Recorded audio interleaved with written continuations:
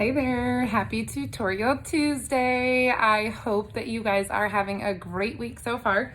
I am here with a new mascara beauty tutorial, and this week I just wanted to jump right into mascara 3D foundation. So in my previous tutorials, I always start with my eye and go through my whole eye look. Right now I've got my eyes and brows done. I'll quickly go over what's on them right now. So I've got Sabrina as the base, I've got Bird in the crease, and then Bright Eyes kind of in the middle towards the outside, so you can kind of see that's a little shimmery, and then Trust as my liner, and then Maybelline Brow Mascara. So that's what's on my eyes. So today I want to jump right into 3D mascara foundation because I think there's a lot of confusion around what this is, and maybe it's layery or cakey, but really what 3D foundation is all about is about using the right color for the right area on your face. Like if you look at my face, I mean, there's multiple different colors on my face. So that's one piece. So using the right color on the right place to color correct where necessary, but then also creating really beautiful dimension. So, and that's through doing the contouring process and the highlighting process. So I'm gonna jump in. Everything that I use is these really cute magnetic palettes. And so I can have everything in my entire routine in one palette. So it makes it really seamless and eliminates a lot of the switching back and forth between palettes in order to get the right look. So the process is called highlight and contour hack. So if you ever hear the term hack, that's what I'm referring to. So I'm going to start out with the Buffy brush on the smaller end, and I'm going to dip it into this color here. It's called White Peach. So I use White Peach under my eye to get that really bright, awake look. And this just like helps really draw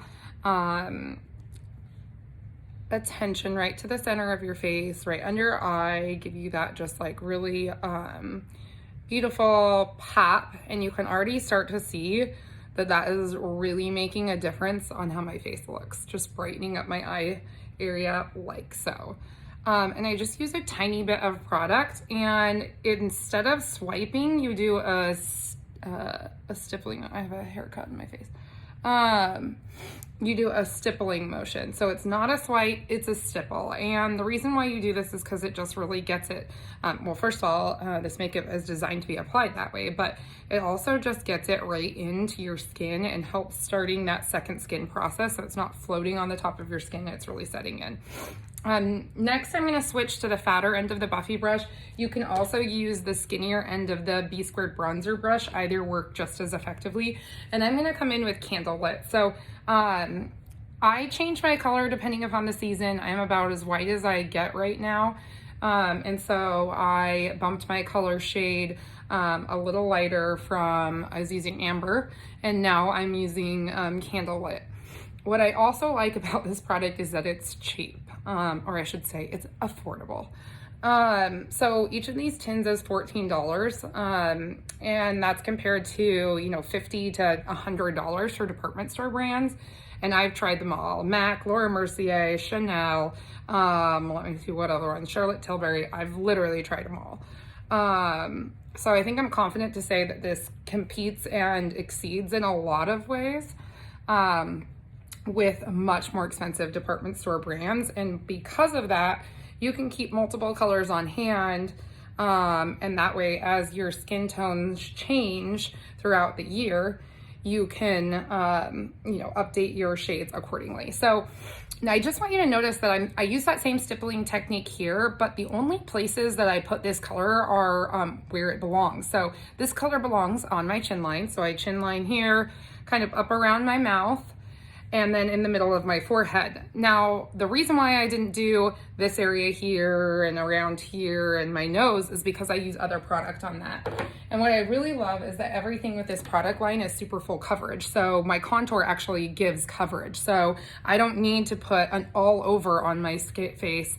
I can just simply use the right color in the right place to create the look. So now I'm gonna come in with this here. I'm running low and I need to place an order on some of my favorite colors, which I also like about this line is that you can just replace one thing at a time and you don't have to replace like a whole palette of things. So I'm using the Detail Hack Brush, Detail Highlight and Contour Brush, and I'm just pressing it into this color here, which is my favorite contour color, and it's called Astoria. So now I'm just taking this, and I am using somewhat of like a swiping motion for this one, and then I kind of just like press it in here. So the whole point of the contour portion of this routine is to create dimension where dimension may or may not exist. So for example, I do not have high cheekbones. But what gal doesn't want beautiful high cheekbones? So this helps give me the illusion of cheekbones by using this product to simply deepen areas that makes it look like I have cheekbones. So essentially hollowing out your under where your cheekbones would be. So you can kind of see here, it looks a little bit crazy, but believe me, by the time it's all on, it's applied correctly. Now, correct application is really important, and I'm super big on teaching my gals who buy from me how to apply it and then troubleshooting. So on Friday, I had a consultation with my dear friend Christy, and we were talking about what was going on with her makeup. She just felt like it looked too cakey and like it was falling off her face. And we were able to really quickly troubleshoot that she was using too much setting spray, and she was using it before and after. And she was also using all the colors all over. So she was doing one color for her highlight and then blending in another color and then putting the contour on top of it. And it's just not necessary, because you can see this contour is full coverage. Like, I'm getting great full coverage from it. Okay, so I'm just gonna come in and contour my nose. A lot of people don't do this and think it's just too complicated.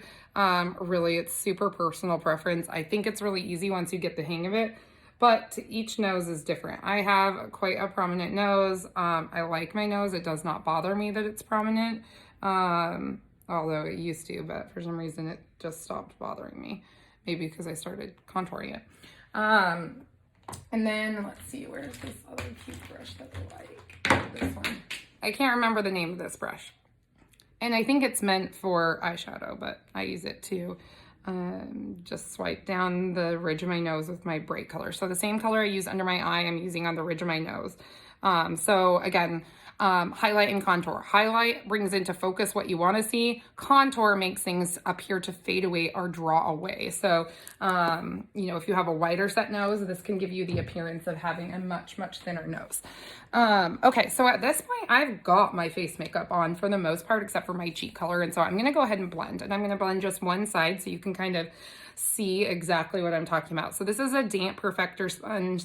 A lot of people call this a beauty blender. I think the mascara sponge is much different than like the traditional beauty blender. And so I, you know, highly recommend getting the mascara brand. It's not super expensive, but it like puffs up. Hudson ate this. But it like puffs up much bigger, and I just think it does a wonderful job of really blending it in.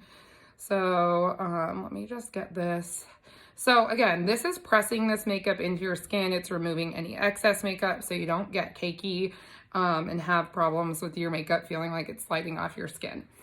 Okay, so here it is. One side of my face is has been perfected, and you can see it looked crazy and brown before, and now it looks, you know, beautiful and natural, and it's only going to continue to get better once I add my cheek color. And again, not rocket science here.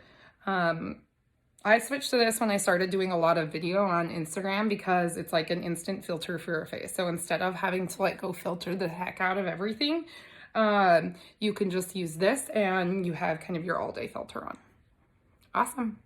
Okay, so I'm just gonna quickly add some cheek color. I'm gonna use one of our newer cheek colors, and it's here. It's called Summer Love. I'm just quickly popping that on my cheeks here. And this is the 30-second hack brush, but there's several other brushes that work for this.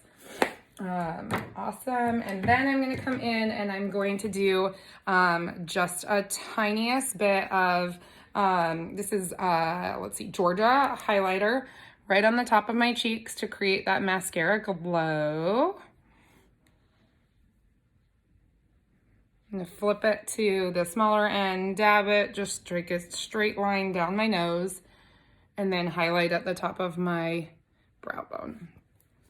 I'm also going to use that same color, Summer Love, as my lip color today. So again, everything's super versatile too. So the contour colors can be used for brows. The cheek colors can be used for lip. It's just so versatile. So at this point, my face is ready to go. I'm gonna throw on some setting powder, but this is basically my everyday go-to look. And it took me 10 minutes to do for you here. When I'm doing it just for myself, it now takes me like less than 5 minutes to be able to do this entire look and have that just like Photoshop ready look on my face. So if you're interested in getting color matched, I have a page, there's a link in my bio.